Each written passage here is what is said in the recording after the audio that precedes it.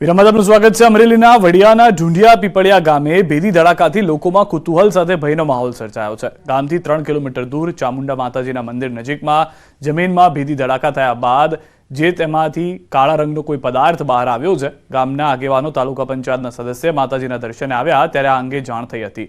અહીં જમીનમાં 8 થી 10 ફૂટના અંતરે નાનાથી મોટા હોલ થઈ ગયા છે। તેમાંથી કાળા રંગનો કોઈ પદાર્થ બહાર નીકળી ગયો અને જામી ગયો હોય તેવું લાગી રહ્યું છે। કાચ જેવો તીક્ષ્ણ પદાર્થ હાથમાં અડવાથી બ્લેડની માફક ઈજા પહોંચાડે છે।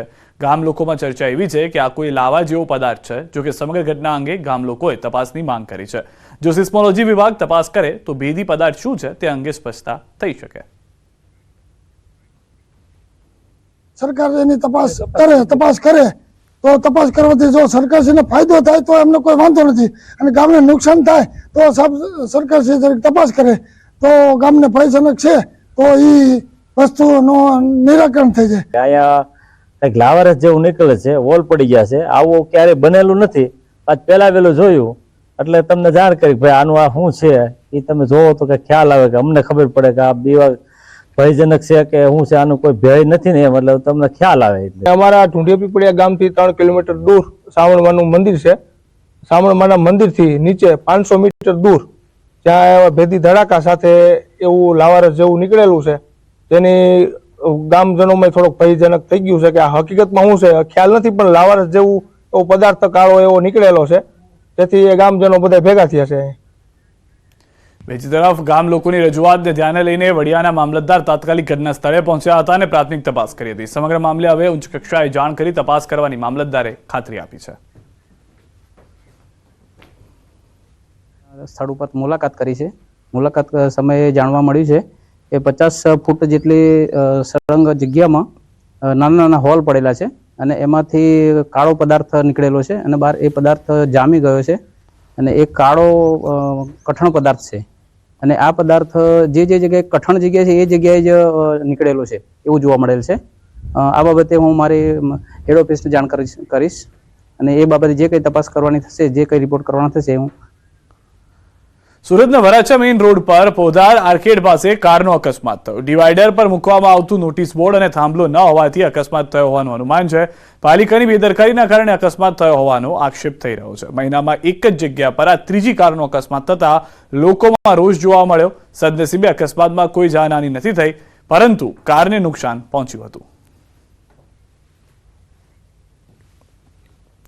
સુરતમાંથી ગેરકાયદે ગેસ રિફિલિંગ ઝડપાયું છે। કામરેજના પરબ ગામની સીમમાં ઓમ ઇન્ડસ્ટ્રીઝમાં ગેસ રિફિલિંગ થતું હતું।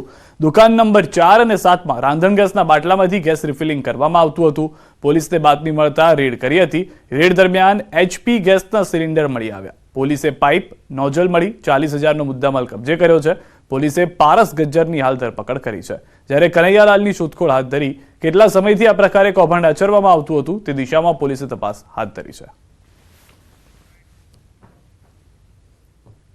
મળતા રેડ કરતા દુકાન નંબર 7 અને દુકાન નંબર 4માં ગેરકાયદેસર રીતે ઘરેલું વપરાશના ગેસના સિલિન્ડર રિફિલિંગ કરતા હોવાનું ધ્યાને આવેલ, જે બાબતે ગુનો દાખલ કરી જેમાં HP ગેસના, જીઓ મીન્સ ગો ગેસના તથા સુપર ગેસના ટોટલ 22 ખાલી તથા ભરેલા બાટલાઓ મળેલા છે। અજાણ્યા વ્યક્તિને ગાડી ભાડે આપવા પહેલા સચેત રહેજો। વલસાડમાં ભાડા પર લીધેલી ગાડી બારોબાર ગીરવી મૂકી રોકડ મેળવ્યાનો કિસ્સો સામે આવ્યો છે। પોલીસે 3 આરોપીઓની ધરપકડ પણ કરી છે। આરોપીઓએ 10 દિવસ માટે ગાડી વડોદરા લઈ જવાનું કહી ભાડા પર લીધી હતી। આ બાદ કાર માલિકની જાણ બાદ કાર ગીરવી મૂકી આરોપીઓએ રોકડ મેળવી હતી। ગાડી વલસાડમાં જ ફરતી હોવાનું જાણતા કાર માલિકે તપાસ કરી હતી। આરોપીઓએ યોગ્ય જવાબ ન આપતા સમગ્ર મામલે ફરિયાદ નોંધાઈ હતી। ફરિયાદના આધારે તપાસ કરતા કાર ભાડે લઈ જઈ જાણ બહાર બારોબાર વેચી દેવાનું કૌભાંડ સામે આવ્યું। બરોડા જવા માટે લઈ ગયો હતો, પણ મારી ગાડી 3 દિવસ પછી આપણી ઉદવાડા ટોલ નાકા પાસે જોવા મળી। ઇન્ક્વાયરી કરી, એમને ફોન કર્યો પણ એમણે મને સાચો જવાબ આપ્યો નહીં। એ મારા મિત્રએ એ ગાડી દમણમાં જોતા અમને ફોન કરી એટલે અમે એ ગાડીનો સાથે ગઈને એમને સાહેબને જણાવ્યું કે અમારી ગાડી અહીંયા પડી છે। કોર્પોરેટ કંપનીઓ એમાં ભાડા પર ચડાવી આપવાનો વાયદો કરીને એ ગાડી લઈ જતા હતા લોકો, અને પછી એ ગાડી બારોબાર એ લોકો અલગ અલગ વ્યક્તિઓ જેને અહીંયા જે લોકો પોતે વ્હીકલ છે પોતાના નામે ખરીદી શકતા નથી એવા લોકોને બારોબાર વેચાણ કરવાનું એક આ કૌભાંડ અમારા ધ્યાન પર આવ્યું હતું। તો છોટાઉદેપુરમાં ભાજપ દ્વારા બુટલેગરના સન્માનનો મામલો, બુટલેગરનું ગુલાબ આપી સન્માન કરાયાની વાત. છોટાઉદેપુરના પ્રભારી રમેશ ઉકાણીનું નિવેદન, શરત ચૂકથી બુટલેગર સ્ટેજ પર આવી ગયો હતો, તેને કોઈ હોદ્દો આપવામાં નથી આવ્યો. કાર્યક્રમ પૂર્ણ થયા બાદ આવી ગયો હતો, ભાજપને તેના સાથે કોઈ લેવા દેવા નથી.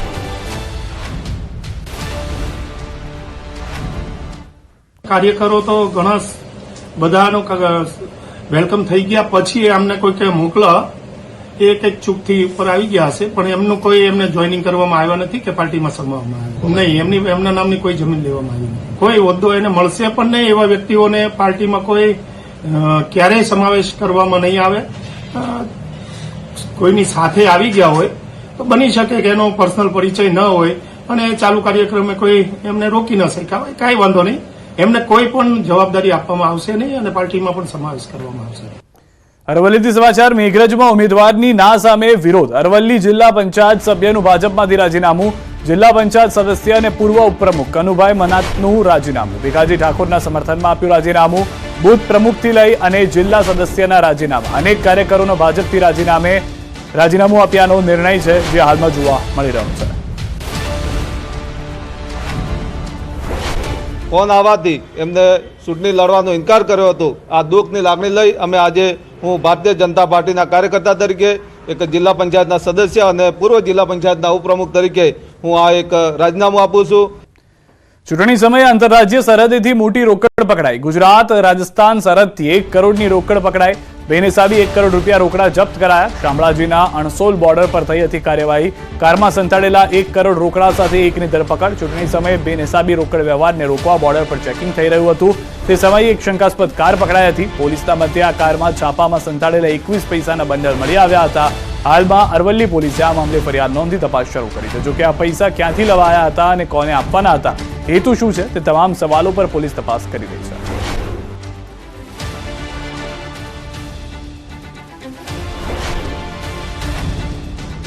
પોતાના અન્ય માણસો સાથે જેમાં વાહનનું ચેકિંગ ચાલુ હતું એ દરમિયાન એક 4 વ્હીલ ગાડી આવતા રૂટીન પ્રમાણે એમને ચેક કરવા માટે રોકતા ટોટલ 1 કરોડની કેશ મળેલ, સાથે એક મોબાઈલ ફોન જેની કિંમત 2000 ગણીએ અને ગાડીની કિંમત 2 લાખ, તો ટોટલ મળીને 1 કરોડ 2 લાખ અને 2000નો મુદ્દામાલ એ કોઈ આધાર પુરાવા એમણે રજૂ કર્યા નહીં અને એની ઉપર શંકા ગઈ અને એનો સોર્સ ક્યાં છે એ જણાવી શકેલ નહીં, એટલે કાયદેસર કાર્યવાહી કરી અને એને આપણે અટક કરેલા છે. મહેસાણા લોકસભા બેઠકને લઈને રાજકારણ ગરમાયું છે. લોકસભાના ઉમેદવાર તરીકે માણસાના કોઈ યુવાનની પસંદગી કરવા માંગ કરાઈ છે. પોતાના વિસ્તારનો વિકાસ થાય તે હેતુથી માંગ કરાઈ છે. યુવા અને શિક્ષિત ચહેરો માણસામાંથી પસંદ કરવામાં આવે તેવી સ્થાનિકો માંગ કરી રહ્યા છે. અત્યાર સુધી માણસામાંથી કોઈ પણ ઉમેદવાર પસંદ કરવામાં નથી આવ્યો. આ લોકસભા ચૂંટણીમાં માણસાના યુવાનને તક આપવા સ્થાનિકોએ માંગ કરી છે.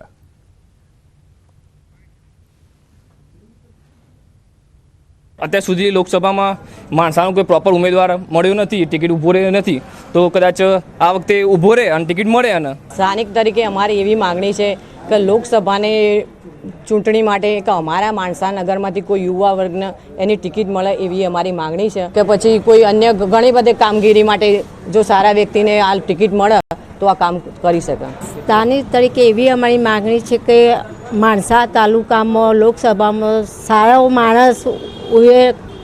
માણસ યુવાન ચૂંટણી માટે આવે એવી અમારી અપેક્ષા છે. સારું કાર્ય કરે, સારું કામ કરે. આજ સુધીમાં જો અમે લોકસભાની અંદર સૌથી હાઈએસ્ટ લીડથી વોટિંગ કરી શકતા હોય તો અમારા માણસાને ચાન્સ મળવો જોઈએ.